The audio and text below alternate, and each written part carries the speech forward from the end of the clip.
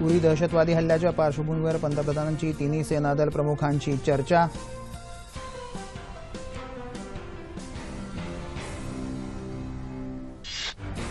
Pakistan Russia यांच्या आजपासून संयुक्त लष्करी कवायती, मात्र पाकव्याप्त काश्मीरात सरावासाठी रशियाचा नकार।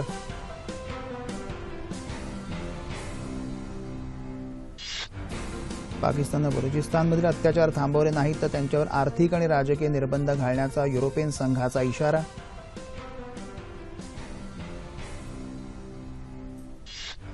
पाकिस्तानच्या अत्याचाराविरोधात न्यूयॉर्कमधल्या संयुक्त राष्ट्र मुख्यालयासमोर बलुची कार्यकर्त्यांची निदर्शनं।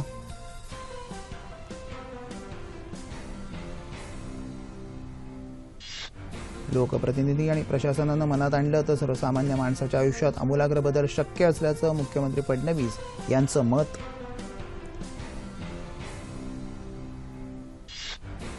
पुण्यातल्या पुरंदर तालुक्यात आंतरराष्ट्रीय विमानतळ होणार, मुख्यमंत्री देवेंद्र फडणवीस।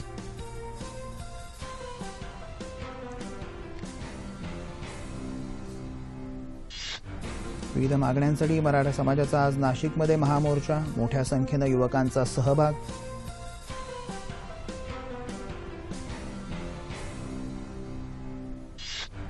10वी आणि 12वीच्या परीक्षांसाठी नोंदणी करताना विद्यार्थ्यांना आता आधार कार्ड आवश्यक, शिक्षण मंडळाची माहिती।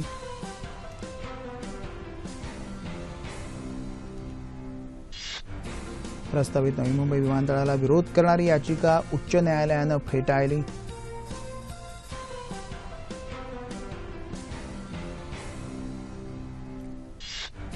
नद्या आणि धरणातील पाणी ही राज्य सरकारची संपत्ती, पाण्याचं समन्वयी वाटप करण्याचा अधिकार सरकारलाच, उच्च न्यायालयाचा निकाल।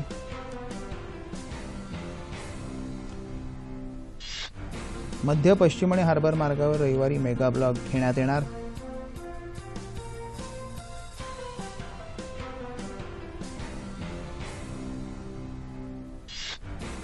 भारतीय सांख्यिकी संस्थेच्या अध्यक्षपदी विजय केळकर यांची निवड।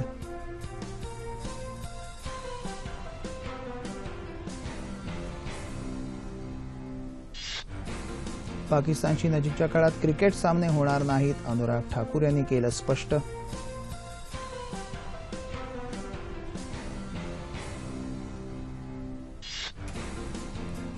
कानपूर क्रिकेट कसोटीत अतिशय उत्कंठावर्धक सामना चालू।